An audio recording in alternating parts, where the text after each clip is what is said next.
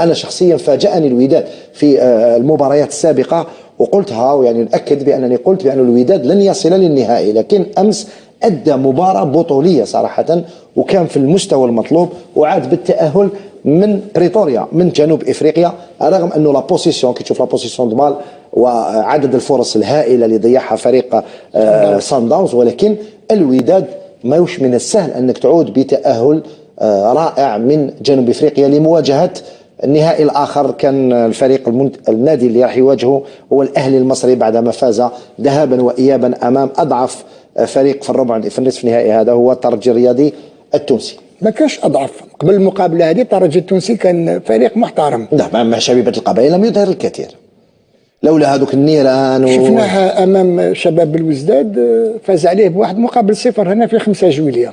ما كانش اضعف. حتى الوداد انهزم امام شبيبه القبائل في 5 جويلية، انهزم امام الوداد وتلقى الهدف الوحيد في سجلوا سويات قبل 8 دقائق قبل من نهايه المقابله، ولكن في 8 دقائق اللي بقاو شفنا الوداد وجه اخر تاع الوداد كان قادر يسجل علينا 3 أهداف او 4 أهداف. لكن هل توافقني بأن الوداد اللي شفناه في دور المجموعات ليس الوداد اللي شفناه امس؟ شوف انا نهار قلت لك على الاهلي لما خسر 5-2 مع سان داونز، كنت نقول لك الاهلي خرج من منافسه كاس العالم للانديه، كان فريق كان تعبان، وزيد هذاك الوقت عارف بلي رضوان اليوم لا فورم تاع اليوم ما راحش تكون غدوه هي لامام، ربما تتغير يا تطيح يا تزيد. يكون عندك مستوى فريق مستوى يبقى عنده مستوى. لا كان وقت الضعف ديالك رضوان، الاهلي جوز الوقت الضعف ديالو. على كل حال راح يشوفوا نفس النهائي تاع العام الموسم اللي فات بين الاهلي والوداد.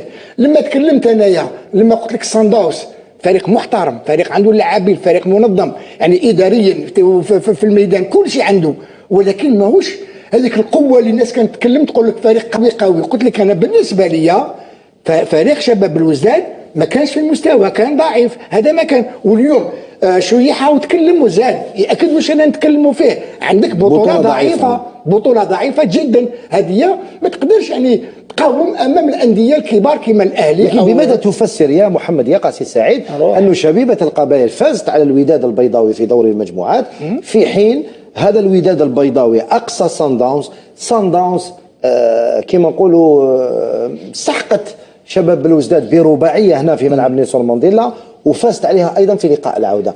هذا ما نقولوش تناقض، ولكن هذا الشيء يظهر ربما بانه كاين تذبذب في النتائج عند الجميع. وحتى مقابله ما تشبه مقابله رضوان، مقابله شبيبه القبائل مع الوداد وين يعني الشبيبه شدت حتى الدقيقه 80 وسجلت هدف، ولكن كما قلت لك ال10 دقائق الاخرين اللي بقاو شبيبه القبائل عانت وزيد.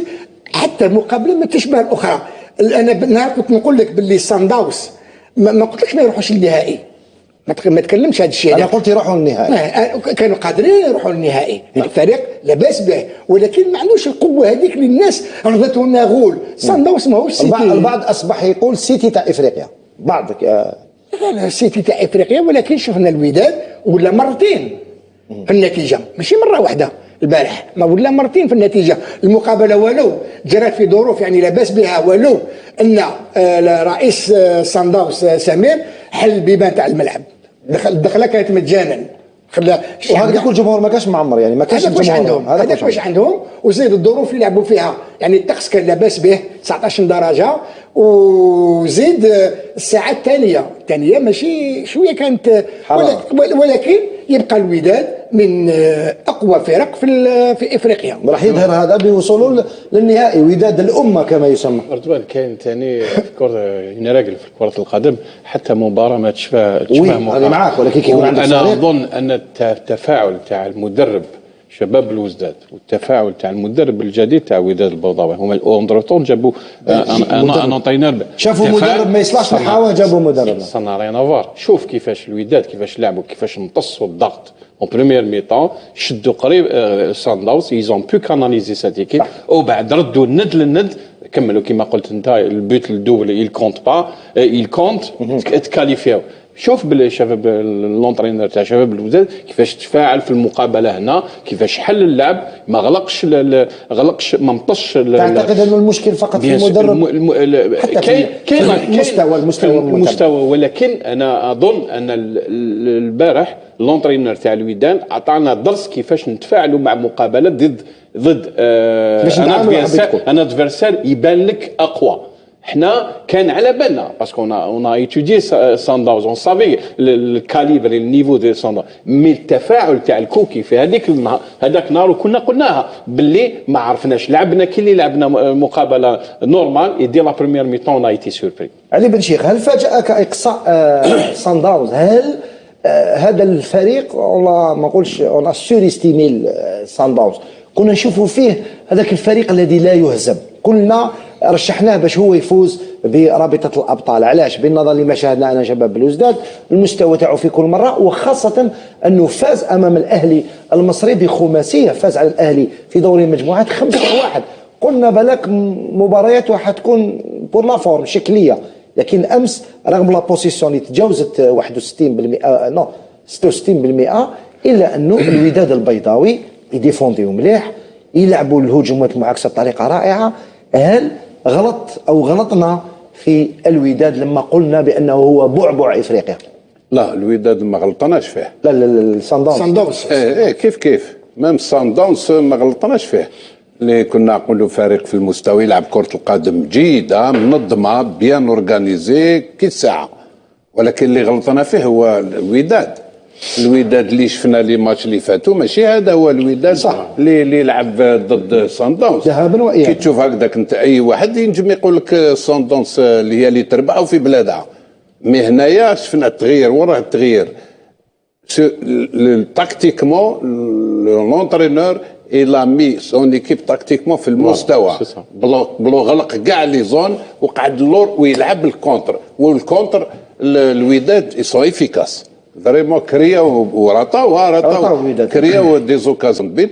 جو بونس كو هنا beaucoup plus le match a été gagné beaucoup plus par l'entraîneur لأن دار تخطيط اللي كيفاش يكونطري الصندوس، وهذا بصحتهم يوري لك عليه هما الوداد لي ديريجون تاعهم المسيرين تاعهم شافوا في غاريدو ما راحش يلحقهم البير الامان.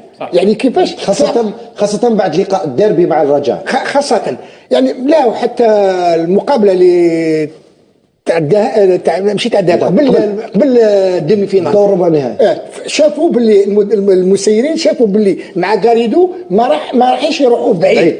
في هذاك الاسبوع كانت عندهم الشجاعة، يعني قمار رضوان باش تبدل مدرب، وهذاك المدرب على كل حال معروف البارش يخدم كثير في المغرب. ونعطيك معلومه انه هذا المدرب كان معروض على شباب بلوزداد وعلى شبيبه القبائل في وقت ما، ومن ذلك من مشوار وداد بلوزداد شباب الوداد البيضاوي نستنتج اخطاء تاع لا ديريكسيون تاع الشباب الوزداد هذا واللي ما لازمش يعاودوها العام الجاي. محمد انت قلت لي ديريجون قمروا كما يقولوا، عرفوا زوريسكي ما ريسكاوش سيدي ديريجون يعرفوا كرة القدم، ماشي كيما هنا عندك واحد يحكم في كرة وحده ويجيب لي راباس اللي يتفاهموا في الليل سيتو. عندهم ستاف تكنيك وعندهم اون ايكيب ديريجون سيتادير لو كونساي دادمينستراسيون وين الناس يقعدوا اطابل ويحكيوا ويتكلموا ومن بعد ياخذوا اون ديسيزيون. هذا تشاوروا باش ياخذوا اون ديسيزيون تما اللي يخرجوا لي ديسيزيون ملاح. لي ديسيزيون اللي ماشي ملاح كي واحد يديسيدي وحده انا هو كلش الور تنجم تغلط. كي يكون في الاخر في الطابله كل واحد يمد رايو سي دي جون تاع الناس تاع احتراف تاع الصح ماشي احتراف هذايا.